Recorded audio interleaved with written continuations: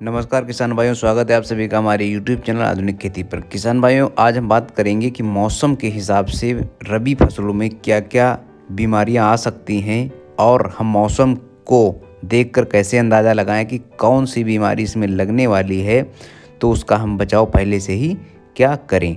तो रबी ऋतु की जो मुख्य फसलें होती हैं जैसे गेहूँ, आलू, चना, मटर और सरसों, इन प्रमुख फसलों में ख़राब मौसम मतलब कि जैसे कि आसमान में बादल होना, अधिक नमी होना या बारिश हो जाना, पाला पड़ना और कोहरा या धुंध होना, ऐसी दशाओं में फसलों में कौन कौन सी बीमारी लगेंगी। सबसे पहले हम बात करेंगे कि ख़राब मौसम की वजह से गेहूं की फसल में क्या क्या नुकसान हो सकते हैं। देखिए, अगर मौसम ख़राब है तो उससे कोई ख़ास नुकसान नहीं होगा, लेकिन अगर बारिश हो गई तो उससे गेहूं की फसल में कुछ नुकसान उठाना पड़ सकता है। जैसे कि मान लो कि दूसरी सिंचाई कल्ले निकलते समय हमने की, उसी समय जैसे मान लो आज हमने सिंचाई की, कल जो है मूसलाधार बारिश हो गई, तो वो ऐसी दशा में क्या होगा कि गेहूं के खेत में पानी भर सकता है या फिर काफ़ी लंबे समय तक बहुत ज़्यादा नमी रह सकती है, जो कि फसल को पीली कर देता है। और होता क्या है कि जो हम सिंचाई के बाद या पहले खाद डालते हैं यानी उर्वरक, उसमें अगर नाइट्रोजन हमने अप्लाई किया है तो नाइट्रोजन बहुत जल्दी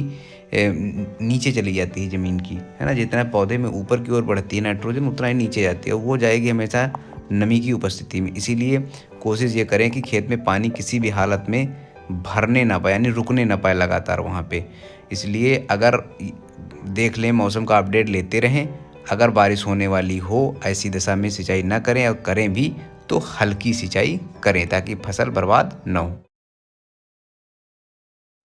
दिसंबर एवं जनवरी के महीने में अगर मौसम ख़राब है, मौसम ख़राब होने का मतलब ये है कि अगर बहुत ज़्यादा पाला पड़ रहा है या तापमान बहुत ज़्यादा कम, पाला पड़ेगा तापमान नो डाउट कम होगा। तो अगर तापमान बहुत ज़्यादा कम है, आसमान में बादल छाए हुए हैं, और अगर बादल छाएंगे तो नमी बढ़ेगी यानी आर्द्रता भी बढ़ जाती है, या फिर कोहरा बहुत ज़्यादा यानी धुंध बहुत ज़्यादा हो रहा है, या फिर अंततः हम ये कहें कि बरसात हो गई, ऐसी दशा में, ऐसी इनमें से कोई अगर दशाएं बन रही हैं मौसम में, तो आलू की फसल में जो मुख्य बीमारियां लगेंगी हम कैसे जानेंगे। तो ऐसी दशाओं में आलू में झुलसा लगने की संभावना बहुत ज़्यादा होती है। झुलसा दो प्रकार का होता है, अगेती और पछेती, जिसमें पछेती झुलसा ज़्यादा खतरनाक होता है। तो अगर मौसम ख़राब है, ऐसी दशा में आपकी फसल में झुलसा लगने की संभावना बढ़ेगी। झुलसा के लक्षणों के बारे में और उपचार पे हम बात करते हैं। पछेती झुलसा के लक्षण जो होते हैं पत्ती के किनारे शुरू होते हैं। जब हमने बताया था कि अगेती झुलसा के जो लक्षण होते हैं वो पत्ती के बीच से शुरू होंगे, और जो धब्बे होते हैं वो हल्का पीलापन लिए होते हैं, जबकि पछेती झुलसा के भूरा या कालापन लिए हुए पत्ती के किनारे से शुरू होते हैं धब्बे। और जब हम उस पत्ती को पलट कर देखेंगे तो उसमें एक रुई जैसी पीछे सफ़ेद सफ़ेद दिखेगा। ये कंडीशन होती है पछेती झुलसा की। ये पीछे से देखने में ऐसा दिखेगा और पत्ती के हमेशा किनारे से ही ये शुरू होगा। और अगर हम तने को इसको पलट के देखेंगे तो तने में इस तरीके से कुछ दिखेगा, भूरे भूरे से धब्बे दिखेंगे। और अगर हम पूरा एक फ़ोटो में इसको कंपैरिजन करके रख के देखें तो ये देखिए, पत्ती के किनारे से इसमें काले काले भूरे भूरे से धब्बे दिखेंगे, जो कि धीरे धीरे पूरी पत्ती में फैल जाते हैं, और पत्ती के पीछे कुछ सफ़ेदपन रुई जैसी संरचना देखने को मिलेगी, और अंत में ऐसा लगेगा जैसे पूरी फसल जल गई है, जो सीवियर कंडीशन में इसमें चौथी फ़ोटो में आप देख रहे हैं। तो किसान साथियों, इसमें जो मुख्य कारण है जिसकी वजह से पछेती झुलसा लग जाता है और हमारी फसल बर्बाद हो जाती है, और जो स्वस्थ कंद आप सामने देख रहे हैं, इस तरीके की फसल हमको नहीं मिल पाती है। वैसे तो इसको कंद नहीं, तना ही कहना चाहिए, लेकिन हम किसान की भाषा में समझा रहे हैं। तो होता क्या है कि इस तरीके से सड़न पैदा हो जाती है जब पछेती झुलसा लगता है, तने के साथ साथ आलू में भी। और ये ऐसा लगता है जैसे आलू मिल के बाहर नहीं आलू पड़े होते, उसी तरीके से ये हो जाता है पछेती झुलसा की कंडीशन में, जब बहुत सीवियर होता है। तो उसके बचाव की अगर हम बात करें, उपचार की, ये तो लक्षण हो गए अगेती और पछेती झुलसा दोनों के। तो इसके उपचार की अगर बात करें तो उपचार से पहले हम ये जानेंगे कि इसके कारण क्या हैं। तो कारण, सबसे बड़ा कारण तो ये होता है कि अगर मौसम देखो साफ़ है, एकदम धूप निकल रही है, तो झुलसा लगने की संभावना कम होती है। झुलसा लगने की संभावना ज़्यादा कब होती है? जब मौसम में बदली होगी या बरसात होगी, है ना। मतलब फसल जब पूरी तरीके से भीगेगी, है ना, मौसम में टेम्परेचर कम होगा, पाला पड़ेगा, कोहरा पड़ेगा, ऐसी कंडीशन में पछेती झुलसा या सभी प्रकार के झुलसा लगने की संभावना अधिक होती है। एक आदमी द्वारा या किसान द्वारा पैदा किया हुआ कारण ये होता है कि जब फसल में ज़्यादा सिंचाई कर दी जाती है, ऊपर तक फसल डूब गई, तो इसी कंडीशन में क्या होता है कि इसमें भी झुलसा लगने की संभावना और तना गलन दोनों समस्याएं आती है। तो सिंचाई हमेशा हल्की करें। हल्की सिंचाई से क्या होगा कि आपकी फसल पाले से भी बचेगी, साथ साथ में सिंचाई भी होगी और झुलसा की संभावना और तना गलन जैसी संभावना रोगों की भी संभावनाएं जो है वो ख़त्म हो जाएंगी।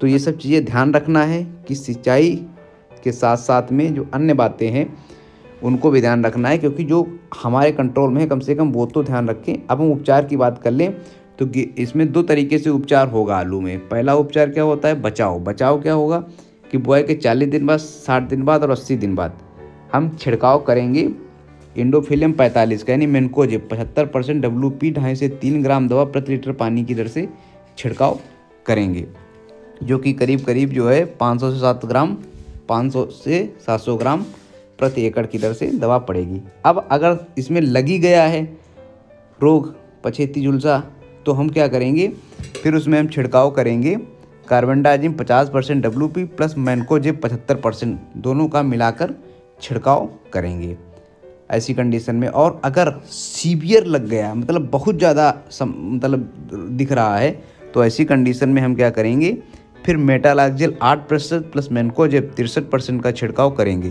जिसमें मेटालाक्जिल सिस्टमिक होता है, मैनकोजेब कॉन्टैक्ट होता है। दोनों का जो मिक्सचर आता है ये सिंजेंटा का एक रीडोमिल गोल्ड आता है। इनको अलग अलग मिलाकर भी लेने के बाद मिलाकर भी छिड़काव कर सकते हैं, और इसका रीडोमिल गोल्ड जो आता है उसका भी आप छिड़काव कर सकते हैं। सामने जो आप फोटो देख रहे हैं पंजाब कृषि विश्वविद्यालय द्वारा रिकमेंडेड डोज है आलू में झुलसा से बचाने की, खासकर लेट ब्लाइट से बचाने के लिए। तो इसको भी आप स्क्रीनशॉट लेकर इसको पढ़कर और अप्लाई कर सकते हैं। तो ये बात हुई किसान साथियों आलू की प्रमुख बीमारी झुलसा और उससे बचाव के बारे में। तो इसमें मेन जो याद रखनी है कि सिंचाई हल्की करनी है हमेशा, उसके साथ साथ में क्योंकि हल्की सिंचाई करोगे तो पाले से ही फसल बचेगी। और दूसरी बात, अगर रोग नहीं भी लगाए फिर भी बुआई के 35 से 40 दिन बाद पहला छिड़काव मैनकोजेब का, और उसके बाद 60 दिन में दूसरा, और करीब 75-80 दिन में तीसरा छिड़काव करेंगे। और अगर रोग लग रहा है तब क्या करेंगे, तब मेटालाक्जिल 8% पर मैनकोजेब 63% का छिड़काव करेंगे जब सीवियर कंडीशन होगी, क्योंकि ये सिस्टमिक और कॉन्टैक्ट का वो होता है बैलेंस, और ये हमारे फसल को रोग से बचाएगा और हमारी फसल स्वस्थ होगी। और एक और कॉम्बिनेशन क्या था, वो कार्बेंडाजिम 50% WP प्लस मैनकोजेब 75% का भी छिड़काव आप कर सकते हैं और फसल को बचा सकते हैं। तो कुल मिलाकर ये बात हुई आलू में लगने वाले झुलसा, उसके पहचान के लक्षण और उसमें प्रयोग होने वाली प्रमुख दवाओं के बारे में, जो उम्मीद करते हैं कि आपके काम आए।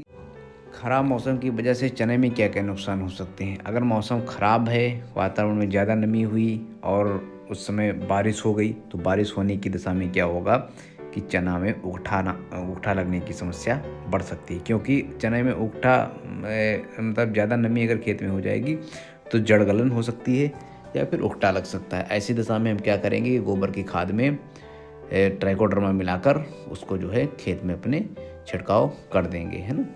तो इसके लक्षण की अगर हम बात कर लें तो पौधा शुरुआती दशा में सूखता है चने का, और बाद में हमारी पूरी फसल धीरे धीरे करके सूख जाती है और ऐसा लगता है जैसे किसी ने खेत में आग जैसी लगा दी होती है ना। तो ये लक्षण होते हैं चने की फसल में नुकसान के। तो इसके उपाय क्या है, इसके उपाय यही है कि हम पहले तो बीज को उपचारित करके बोएंगे। बीज किससे उपचारित करेंगे, 2 ग्राम कार्बेंडाजिम प्रति किलोग्राम बीज की दर से उपचारित करेंगे, या फिर ट्राइकोडर्मा 5 ग्राम प्रति किलोग्राम बीज की दर से उपचारित करेंगे।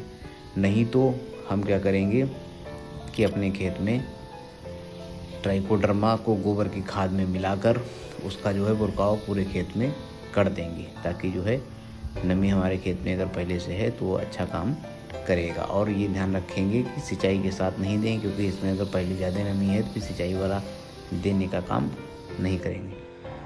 ख़राब मौसम की वजह से सरसों की फसल में क्या क्या नुकसान हो सकते हैं, अब हम उस पर बात करेंगे। देखिए, अगर मौसम ख़राब है, सरसों की में ख़राब मौसम के क्राइटेरिया ये हो सकते हैं कि अगर आसमान में बादल हैं और उमस ज़्यादा बढ़ेगी और ज़्यादा दिन तक बदली छाई रहेगी, है ना। ऐसी दशाओं में क्या होगा, या कभी कभी हल्की बारिश हो जाए, ऐसी दशाओं में क्या होगा कि सरसों की जो नई कलियां निकलती हैं उनके नीचे ढेर सारा माहू लग जाता है, जो उसका रस चूसता रहता है, जिसके कारण जो है फूल में फली बनने से पहले उसका रस चूस लेते हैं, जिससे फली विकसित नहीं हो पाती। या भी फिर फली अगर विकसित हुई है तो जो फली विकसित होती है उसके नीचे ढेर सारा माहू चिपक जाता है, जो फली का टोटल रस चूस लेता है, जिससे क्या होता है, दाना विकसित नहीं हो पाता है और फसल हमारी ख़राब हो जाती है। तो इससे अगर मौसम ख़राब है तो इनसे फिर बचने के लिए मौसम के हिसाब से अगर बादल आए तो उसमें जो है हम पहले से ही थोड़ा छिड़काव करने की कोशिश करेंगे कि अगर मौसम ख़राब है इस दशा में हम क्या करेंगे, क्लोरोपारीफास 20% EC 1 से 1.5 ml दवा प्रति लीटर पानी की दर से घोलकर छिड़काव करेंगे, या फिर इमिडाक्लोप्रिड 17.8 SL 1 से 1.5 ml दवा प्रति लीटर की दर से पानी में घोलकर छिड़काव करेंगे। इससे लेकिन क्या होता है कि लाभदायक कीट भी मर जाते हैं, इसलिए हम एक और उपचार कर सकते हैं जिससे भी पर्यावरण को भी कोई नुकसान नहीं होगा। जो नीम तेल 50 ml प्रति 15 लीटर पानी में मिलाकर और इसमें स्टिकर मिला लेंगे ताकि ये अच्छे से चिपके फसल में, और उसका छिड़काव करने से भी जो है माहू की समस्या दूर हो जाएगी और हमारा उत्पादन अच्छा होगा। अब हम बात कर लेते हैं कि मटर की फसल में अगर मौसम ख़राब है दिसंबर जनवरी के समय, ऐसी दशा में उसमें कौन कौन से रोग लगेंगे। देखिए, दिसंबर जनवरी के टाइम पे अगर मौसम में बदली है, वातावरण में उमस बढ़ेगी, है ना, और काफ़ी दिन तक बादल रहेगा या फिर हल्की बारिश भी हो जाएगी, ऐसी दशा में मटर की फसल में पाउडरी मिल्ड्यू यानी चूड़ी लास्ता नामक बीमारी लगने की संभावना बढ़ जाती है। इसमें क्या होता है, पत्ती की ऊपरी सतह पर सफ़ेद सफ़ेद काटन जैसी संरचना बन जाती है और कभी कभी ये संरचना मटर की फली पर भी दिखेगी, जो बहुत सीवियर कंडीशन में दिखती है, मतलब कि पूरी फली जो है एकदम सफ़ेद पाउडर से ढक जाती है। और इसकी अगर हम कंट्रोल की बात कर लें तो देखिए, ये मौसम जैसे ख़राब हो 2-3 दिन तक अगर बदली है या हल्की बारिश होने की संभावना है, ऐसी दशा में हम ट्रोबिकोनाजोल या फिर प्रोपिकोनाजोल जैसे फंजीसाइड का छिड़काव करके आसानी से इसको कंट्रोल में ला सकते हैं और उपज में जो भारी नुकसान होता है इसकी वजह से, उससे अपनी फसल को बचा सकते हैं। तो मौसम की वजह से ये नुकसान आपकी मटर की फसल में हो सकता है। इसी तरीके की बेहतरीन जानकारी पाने के लिए हमारे चैनल से जुड़े रहें, चैनल को सब्सक्राइब करें और वीडियो को लाइक करें और हमसे जुड़ जाएं ताकि जहां आने वाली सभी वीडियो आप तक ससमय पहुंचते रहें। बहुत बहुत धन्यवाद। जय हिंद।